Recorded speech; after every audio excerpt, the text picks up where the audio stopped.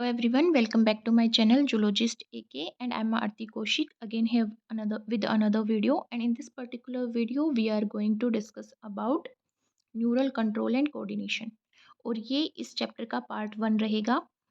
और हम समझते हैं कोऑर्डिनेशन क्या होता है। जब मैंने वर्ड यूज़ किया है कोऑर्डिनेशन, कोऑर्डिनेशन का मतलब होता है वो प्रोसेस जिसके थ्रू एक से ज़्यादा ऑर्गन मेरी बॉडी में इंटरेक्ट कर रहे हैं और एक दूसरे के फंक्शन को कॉम्प्लीमेंट कर रहे हैं। इसको एक एग्जांपल के साथ समझते हैं। अभी मैं ये स्लाइड रीड कर रही हूँ, प्लस मैं स्पीच दे रही हूँ यहाँ पे, ठीक है, आपको समझाने के लिए मैं बोल रही हूँ। और मेरे माइंड में स्टोर है कोई इन्फॉर्मेशन जिसका मैं यूज़ कर रही हूँ, उसको इंटरप्रेट कर रही हूँ, ठीक है। तो मेरे 3 ऑर्गन्स यहाँ पे यूज़ हो रहे हैं, मेरे हैंड्स, मेरे वोकल कॉर्ड्स एंड मेरा ब्रेन। मेरे ब्रेन में मेरा सेरिब्रम जो कि इन्फॉर्मेशन को स्टोर करता है। तो मेरा सेरिब्रम यूज़ हो रहा है, मेरे हैंड्स यूज़ हो रहे हैं, वोकल कॉर्ड्स यूज़ हो रहे हैं, और तीनों के बीच में कोऑर्डिनेशन है। ऐसा नहीं है एक अपने एक्शन को डिले कर रहा है, दूसरा फास्ट एक्शन कर रहा है। सबके बीच में कोऑर्डिनेशन है, तीनों एक दूसरे के फंक्शन को क्या कर रहे हैं, कॉम्प्लीमेंट कर रहे हैं। तो ये होता है कोऑर्डिनेशन। न्यूरल कंट्रोल क्या होता है? जो ये कोऑर्डिनेशन है मेरी बॉडी में, ये दो सिस्टम के थ्रू वर्टिब्रेट्स के अंदर किया जाता है। एक होता है एंडोक्राइन सिस्टम, एक होता है न्यूरल कंट्रोल या neural nervous system. Nervous system में हमारा मेन जो ऑर्गन होता है, functional, structural and functional organ जो होता है या सेल होती है, वो न्यूरॉन होती है। एंडोक्राइन में मेन फंक्शन परफॉर्म करते हैं हार्मोन्स। तो जब हार्मोन्स के थ्रू हमारी बॉडी में कोऑर्डिनेशन होगा अलग अलग ऑर्गन के बीच में, तो वो एंडोक्राइन सिस्टम होगा। और जब न्यूरॉन के थ्रू होगा, नर्व इम्पल्सेस के थ्रू होगा, तो नर्वस सिस्टम या न्यूरल कंट्रोल होगा। तो इस पर्टिकुलर चैप्टर में हम क्या स्टडी करने वाले हैं? हम इसमें स्टडी करने वाले हैं कि कैसे न्यूरल कोऑर्डिनेशन होता है, like transmission of nerve impulse कैसे जनरेट होती हैं, कैसे ट्रांसमिट होती हैं, और कैसे कंडक्ट होती हैं एक सिनेप्स के एक्रॉस। वही हम इस पर्टिकुलर पार्ट में स्टडी करेंगे। तो neural system of all animals comprise of nerve cells. In nerve cells को हम क्या बोलते हैं? न्यूरॉन्स बोलते हैं। अब ये न्यूरॉन्स डिटेक्ट करती है किसी भी स्टिमुलस को ये डिटेक्ट करती हैं। स्टिमुलस होता क्या है? कोई भी change, sudden change in the environment जो रिस्पॉन्स जनरेट करने की कैपेबिलिटी रखता हो। ज़रूरी नहीं है कि ये आउटसाइड इन्वायरमेंट में ही हो, ये हमारी बॉडी के अंदर भी हो सकता है। कैसी? मान लो मेरा मेरे को इनडाइजेशन हो रहा है, ठीक है, इनडाइजेशन हो रहा है, फूड पॉइजनिंग हो रही है, या फॉर एग्जांपल ये एग्जांपल ले लेते हैं कि मैं बहुत ही ज़्यादा एक्सरसाइज कर रही हूँ, मैं कार्डियो कर रही हूँ, ठीक है, कार्डियो मैं कर रही हूँ। तो यहाँ पे क्या हुआ? जब मैंने कार्डियो किया, मेरी एटीपी यूज़ हो रही है, एटीपी यूज़ हो रही है, मेरे को ज़्यादा ऑक्सीजन चाहिए। क्यों ऑक्सीजन चाहिए? क्योंकि मेरी एटीपी यूज़ हो रही है। मेरी एटीपी यूज़ हो रही है तो मेरे को ज़्यादा एटीपी जनरेट करनी है। कहाँ से करूँगी मैं जनरेट? मैं अपने अंदर स्टोर फूड को डिग्रेड करूँगी। मेरे अंदर जो फैट, जो कार्बोहाइड्रेट, जो ग्लूकागन स्टोर है, ग्लाइकोजन सॉरी, जो स्टोर है उसको मैं तोड़ के एटीपी में कन्वर्ट करूँगी। उसको तोड़ने के लिए मेरे को क्या चाहिए? ऑक्सीजन चाहिए। उसको तोड़ने के लिए क्या चाहिए मेरे को? ऑक्सीजन चाहिए। तभी मेरे पास क्या बन पाएगी? एटीपी। तो यहाँ पे एटीपी का जब लेवल गिरता है, जब एटीपी का लेवल गिरता है तो वो एक स्टिमुलस की तरह एक्ट करता है कि भाई मेरी बॉडी में जो स्टोर ग्लूकोज है वो और टूटेगा, मैं और ज़्यादा रेस्पायर करूँगी और ज़्यादा ऑक्सीजन लूँगी ताकि डाइजेशन हो और मेरे को एटीपी मिल पाए। तो यहाँ पे एटीपी का जो लो अमाउंट था वो एक स्टिमुलस की तरह एक्ट कर रहा था, और वो एक इंटरनल स्टिमुलस था। बाहर से कुछ भी नहीं आया, मेरी बॉडी में ही एक्शन हुआ और मेरी बॉडी ही उसके रिस्पॉन्स में कोई रिस्पॉन्स जनरेट कर रही है। यही हुआ। तो वो इंटरनल स्टिमुलस था। बट मान लो हनी बी ने मेरे को काट लिया।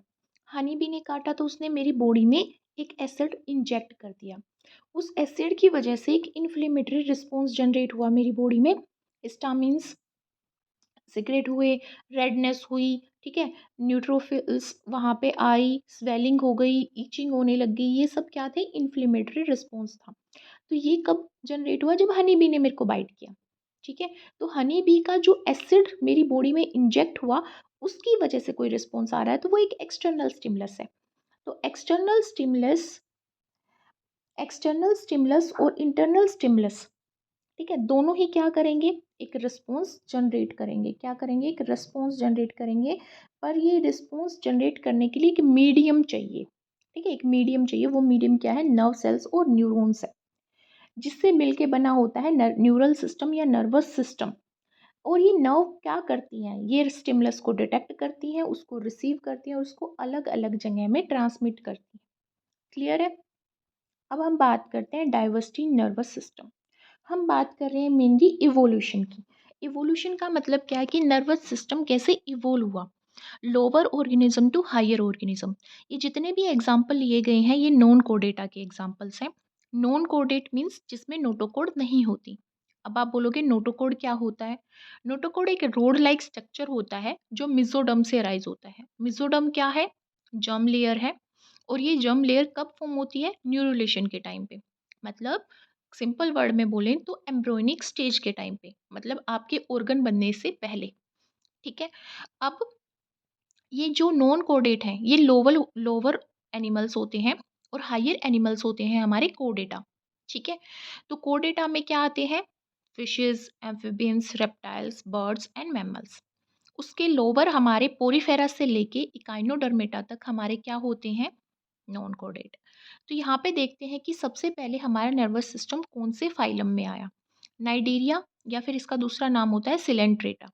इसके अंदर सबसे पहले नर्वस सिस्टम देखने को मिला। और यहाँ पे नर्वस सिस्टम के नाम पे क्या था, सिर्फ नर्व नेट थी।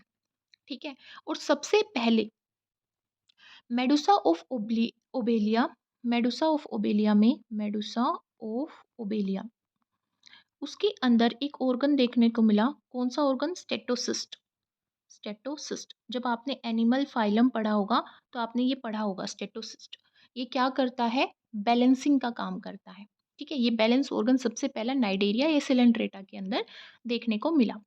फिर इकाइनोडर्मेटा में स्टार सी स्टार में देखें तो रेडियल नर्व आ गई और नर्व रिंग आ गई। फिर प्लेनेरियम, प्लेनेरियम में देखो आपको ब्रेन देखने को मिल रहा है। तो हम क्या कह सकते हैं कि सबसे पहले सिफलाइजेशन, सिफलाइजेशन का मतलब होता है ब्रेन आइज का बनना, नर्व नेट का, गैंग्लिया का बनना, ये सब क्या है, सिफलाइजेशन। सिफलाइजेशन हेड की डेवलपमेंट होनी स्टार्ट हो गई है, ब्रेन की डेवलपमेंट होनी स्टार्ट हो गई है।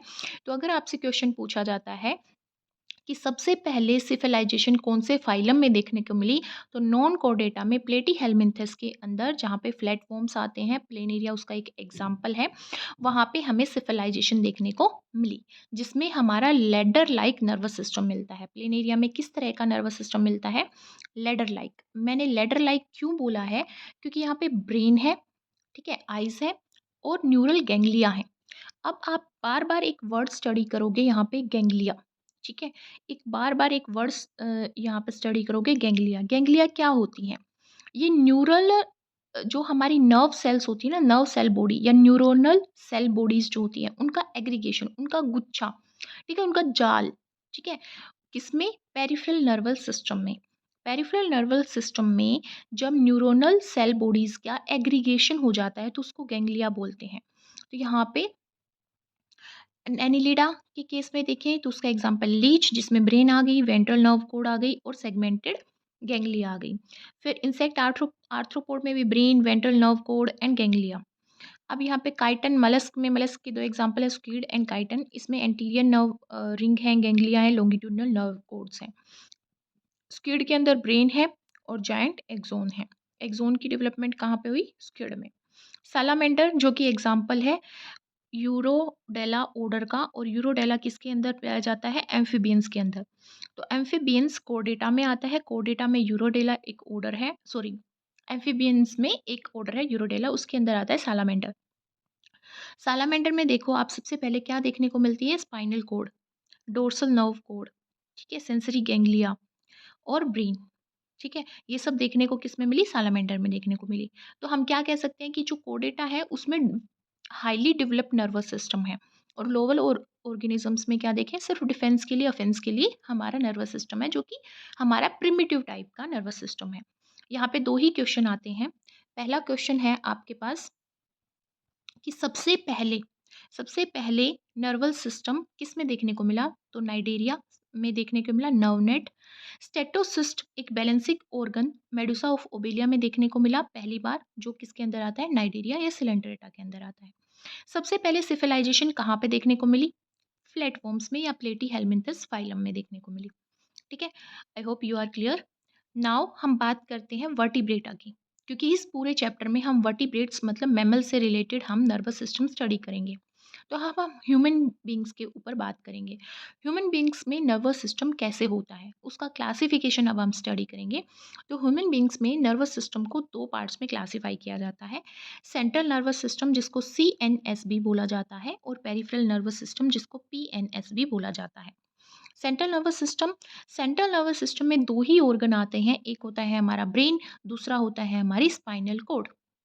ठीक है, अब ब्रेन आ रहा है तो क्रेनियल नर्व्स भी आएंगी, और स्पाइन आ रही है तो स्पाइनल नर्व्स भी आएंगी। ठीक है, स्पाइन से रिलेटेड जितनी भी नर्व्स होती हैं उसको स्पाइनल नर्व्स बोला जाता है, और ब्रेन से रिलेटेड जितनी भी नर्व्स होती हैं उसको क्रेनियल नर्व्स बोला जाता है।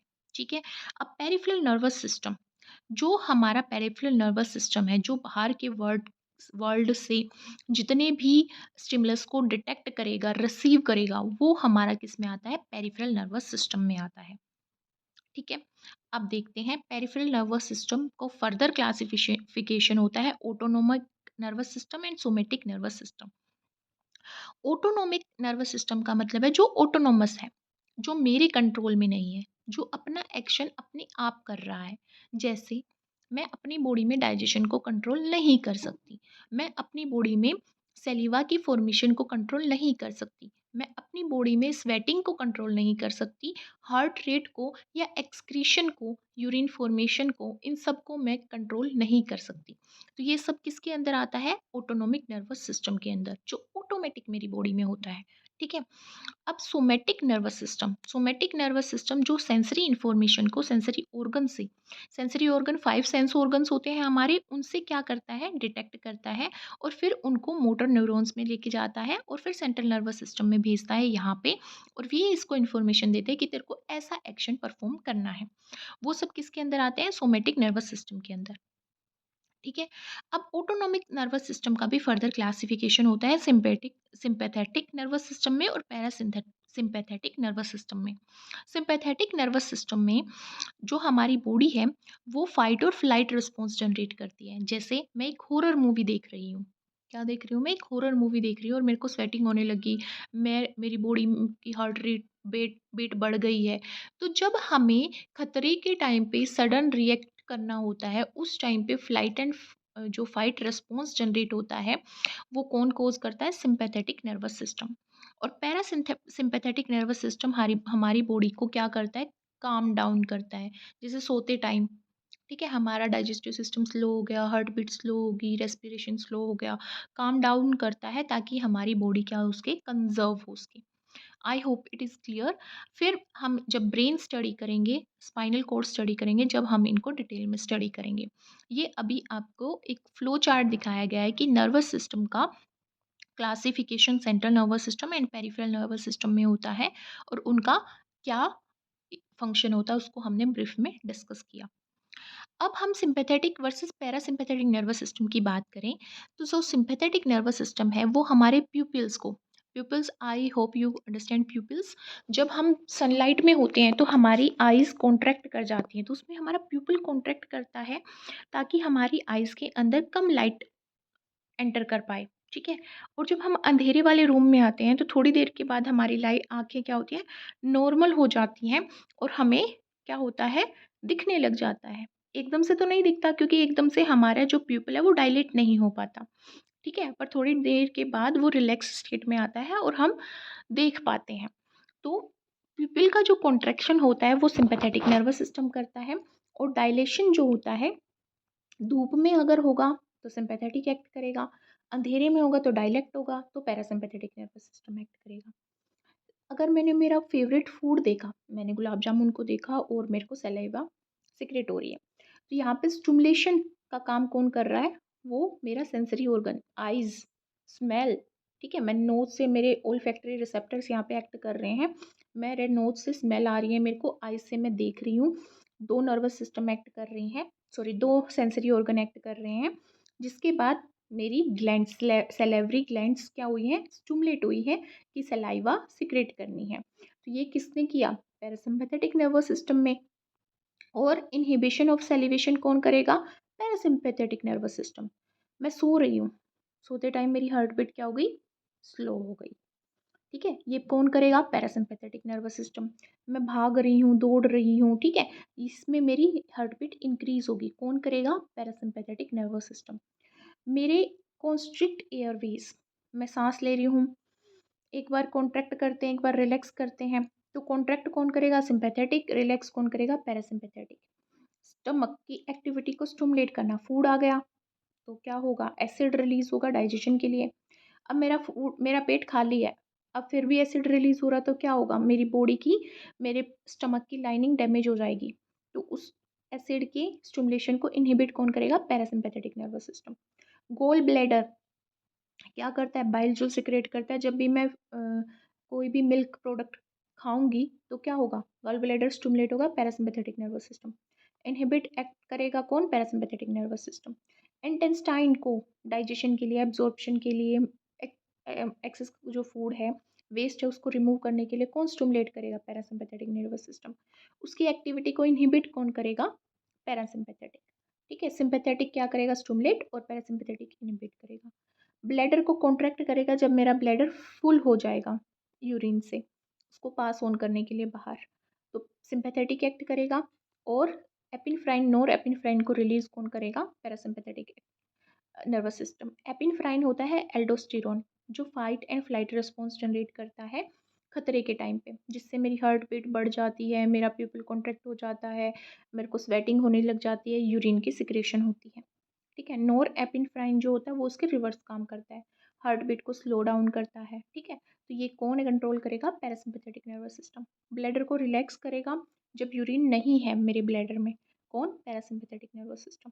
So this was the difference between parasympathetic and sympathetic nervous system, and it is very important. आपको ये याद रखना है कि हार्ट बीट को स्लो कौन करेगा? सिम्पैथेटिक। इंक्रीज कौन करेगा? पैरासिम्पैथेटिक। नेक्स्ट हम बात करते हैं न्यूरॉन्स की। न्यूरॉन्स क्या है? Neurons structural and functional unit है हमारे न्यूरल सिस्टम की। ठीक है, क्योंकि फंक्शन भी न्यूरॉन ही परफॉर्म करती है और स्ट्रक्चर भी न्यूरॉन ही बनाती है। तो सबसे पहले हम यहाँ पे इसके स्ट्रक्चर को स्टडी करते हैं। आपको क्या दिख रहा है यहाँ पे? न्यूरॉन दिख रही है। न्यूरॉन बहुत माइक्रोस्कोपिक होती है। वैसे तो ये लार्जेस्ट सेल होती है हमारी बॉडी की, बट इसे बहुत माइक्रोस्कोपिक होती है, मैं इसको नेक्ड आई से नहीं देख सकती। इसमें 3 पार्ट होते हैं। एक होती है सेल बॉडी, ठीक है, ये सेल बॉडी है। ये इसके ऊपर जो हेयर लाइक स्ट्रक्चर आपको दिख रहे हैं, ये सेल बॉडी है, और ये हेयर लाइक स्ट्रक्चर क्या है? डेंड्राइट्स। इनको डेंड्राइट्स बोलते हैं। ठीक है, फिर इसके अंदर यहाँ पे ये जो रन कर रहा है, इसको क्या बोलते हैं? एक्सोन। एक्सोन बोलते हैं इसको। और यहाँ पे जो लास्ट जो एक्सोन एंडिंग होती है, उस पे फिर नोब लाइक स्ट्रक्चर फॉर्म हो जाता है, जिसको एक्सोन एंडिंग भी बोलते हैं और सिनेप्टिक नोब्स भी बोलते हैं। ठीक है, तो हम वन बाय वन इनको स्टडी करते हैं। जो सेल बॉडी होती है, सबसे पहले हम बात करें सेल बॉडी की। तो जो हमारी सेल बॉडी है, ये हमारी सेल बॉडी है। सेल बॉडी के अंदर क्या प्रेजेंट है? सेल बॉडी के अंदर साइटोप्लाज्म प्रेजेंट है। साइटोप्लाज्म प्रेजेंट है, जिसमें सेल ऑर्गेनेलीज प्रेजेंट होंगी, सेल ग्रेनुलर बॉडीज प्रेजेंट होगी। उन ग्रेनुलर बॉडीज को हम निसल ग्रेन्यूल बोलते हैं। ग्रेन्यूल्स क्या? जैसे ये आपको डार्क स्ट्रक्चर दिख रहे हैं, पेबल लाइक स्ट्रक्चर्स, ठीक है, ग्रेन्यूल्स हैं ये, तो ये निसल बॉडीज हैं। ठीक है, शॉर्ट फाइबर्स होंगे जो ब्रांच फॉर्म करेंगे रिपीटेडली और बाहर निकलेंगे। किससे बाहर निकलेंगे? सेल बॉडी से बाहर निकलेंगे। ये भी निसल ग्रेन्यूल्स को कंसिस्ट करते हैं, इनको हम डेंड्राइट्स बोलते हैं। और सेल बॉडी के अंदर बीच में क्या होता है? न्यूक्लियस होता है, और इसके अंदर जो साइटोप्लाज्म होता है उसको क्या बोलते हैं? स्ट्रोमा या सोमा बोलते हैं। ठीक है, अब ये जो डेंड्राइट्स हैं, इसको हम फाइबर भी बोल सकते हैं। ये क्या करते हैं? नर्व इम्पल्स को क्या करते हैं? ऑब्जर्व करते हैं, रिसीव करते हैं, इंफॉर्मेशन को रिसीव करते हैं। अब इसके बाद क्या आते हैं? हमारा एक्सोन आता है। एक्सोन ये लॉन्ग फाइबर होता है और डिस्टल एंड होता है, जो बाद में ब्रांच हो जाता है। हर एक ब्रांच एक बल्ब लाइक स्ट्रक्चर में क्या हो जाती है? टर्मिनेट हो जाती है, जिसको हम सिनेप्टिक नोब बोलते हैं। अब ये जो सिनेप्टिक नोब होती है, इसमें सिनेप्टिक वेसिकल्स होते हैं। वेसिकल्स मतलब पाउच लाइक स्ट्रक्चर या बैग लाइक स्ट्रक्चर। अब वेसिकल्स में क्या होगा? उसमें एक केमिकल फ़ॉर्म होगा और वो केमिकल को सिक्रेट करेगी। उस केमिकल को हम क्या बोल देते हैं? न्यूरोट्रांसमीटर। उस केमिकल को हम क्या बोल देते हैं? न्यूरोट्रांसमीटर बोलते हैं। तो यहाँ पे जो नर्व है हमारी, तो यहाँ पे जो हमारी क्या है? एक्सोन है, वो ट्रांसमिट करती है नर्व इम्पल्स को सेल बॉडी से सिनेप्स में। सिनेप्स क्या होती है? जहाँ पे 2 न्यूरॉन मिलती हैं या फिर जहाँ पे न्यूरॉन और मसल्स मिलती हैं, ठीक है? अब दोबारा से रिकैप करते हैं। डेंड्राइट्स सिग्नल्स को सेल बॉडी के टुवर्ड्स क्या करती हैं? सिग्नल भेजती हैं। जैसे यहाँ पे डेंड्राइट्स हैं, ये बाहर से रिसीव करेंगी इन्फॉर्मेशन को और सेल बॉडी में भेजेंगी। तो ये क्या हो गया? इनपुट ज़ोन हो गया। शॉर्ट होती हैं, बहुत सारी होती हैं और हाईली ब्रांच्ड होती हैं। सिग्नल सेंसरी सेल से या नेबरिंग न्यूरॉन से इनके पास आता है। फिर होती है एक्सोन। एक्सोन सिंगल फाइबर होता है और कंडक्टिंग ज़ोन होता है। ये सिर्फ कंडक्शन का काम करता है और ये सेल बॉडी से बाहर अवे दूसरी सेल में, दूसरे न्यूरॉन में भेजता है किसको? सिग्नल को।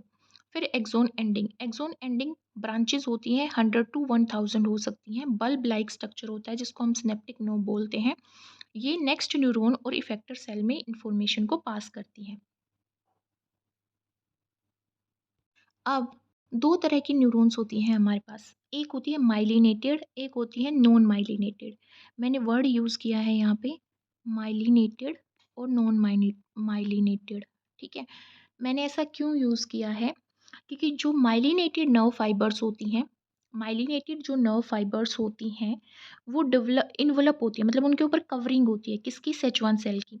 जैसे ये जो आपको ट्रांसपेरेंट ब्लू कलर दिख रहा है, ये एक माइलिन सिथ है, ठीक है? शीथ है, माइलिन शीथ है ये, ठीक है? जिसको हम क्या बोलते हैं? जिसको हम अगर यहाँ पे माइलिन शीथ फ़ॉर्म हुई, यहाँ पे माइलिन शीथ हुई, यहाँ पे माइलिन शीथ हुई, पर बीच में आप देख सकते हो कि गैप प्रेज़ेंट है, ठीक है? तो ये जो सेच वन सेल हैं, ये कवर कर देती हैं एक्सोन को। उस कवरिंग को हम क्या बोलते हैं? माइलिन शीथ बोलते हैं, ठीक है? माइलिन शीथ बोल रहे हैं और बीच में जो गैप प्रेज़ेंट है, उसको नोड ऑफ रेनवियर बोल रहे हैं। क्योंकि ये जो शीथ है, ये कॉन्टिन्यूअस नहीं है, बीच में क्या है? कट है। उस कट को क्या बोल रहे हैं? Nodes of Ranvier. तो जो माइलिनेटेड नर्व फाइबर्स हैं वो मेनली कहाँ पे मिलेंगी? सेंट्रल नर्वस सिस्टम में मिलेंगी। मतलब सेंट्रल नर्वस सिस्टम में 2 ऑर्गन आते हैं, स्पाइन एंड ब्रेन। स्पाइन में स्पाइनल नर्व्स होंगी, ब्रेन में क्रेनियल नर्व्स होंगी। तो जो भी माइलिनेटेड सीट होंगी, शीथ सीथ को कंसिस्ट करने वाली नर्व्स होंगी, वो स्पाइनल नर्व्स होंगी या फिर क्रेनियल नर्व्स होंगी, ठीक है? अब जो हमारी नॉन माइलिनेटेड सीट होती हैं, वो सेच वन सेल्स के थ्रू कवर तो की जाती हैं, पर वहाँ पे माइलिन सीथ नहीं फॉर्म होती। उस वो किस में मिलती हैं? ऑटोनोमस नर्वस सिस्टम में एंड सोमैटिक न्यूरल सिस्टम में, ठीक है? वो कहाँ पे मिलती हैं? सोमैटिक नर्वस सिस्टम में मिलती हैं या फिर ऑटोनोमस नर्वस सिस्टम में मिलती हैं। अब नेक्स्ट हम जो न्यूरॉन्स हैं, उनको मल्टीपोलर, बाइपोलर और यूनिपोलर में यहाँ पे हम क्लासिफ़ाई करते हैं। मल्टीपोलर का मतलब होता है ऐसी न्यूरॉन जिसमें एक एक्सोन और 2 या 2 से ज़्यादा क्या होती हैं? डेंड्राइट्स होती हैं।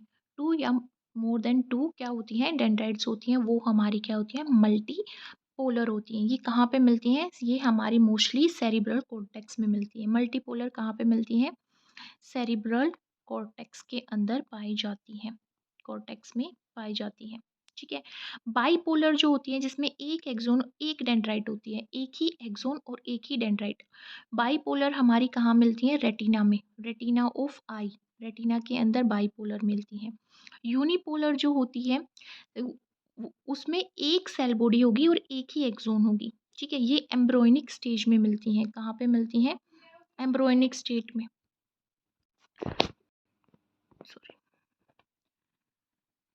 तो हमने क्या पढ़ा यहाँ पे? हमने पढ़ा कि मल्टीपोलर न्यूरॉन्स में बहुत सारी प्रोसेस होती हैं, 1 एक्सोन और 2 से ज़्यादा डेंड्राइट्स होती हैं और मोस्टली इंटर न्यूरॉन्स होती हैं, मतलब सेंसरी और मोटर न्यूरॉन के बीच में पाई जाएँगी और कहाँ पे प्रेज़ेंट होंगी? सेरिब्रल कॉर्टेक्स में प्रेज़ेंट होंगी। बाइपोलर न्यूरॉन्स होती हैं, 2 प्रोसेस होती हैं, एक एक्सोन और एक डेंड्राइट्स होती हैं।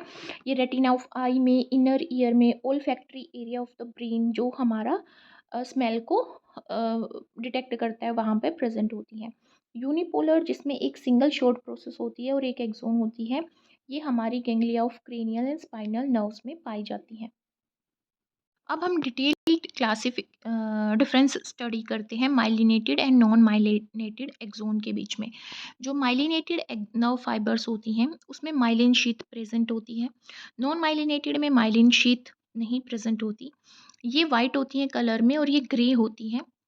और यहाँ पे फाइबर्स शो करती हैं नोड्स एंड इंटरनोड्स, क्योंकि बीच में गैप होगा, फिर माइलिन शीथ प्रेजेंट होगी, फिर नोड होगा, फिर माइलिन शीथ होगी, जिसको हम नोड ऑफ रेनवियर बोलेंगे। यहाँ पे कोई भी नोड और इंटरनोड नहीं होता और ना ही नोड ऑफ रेनवियर होता है।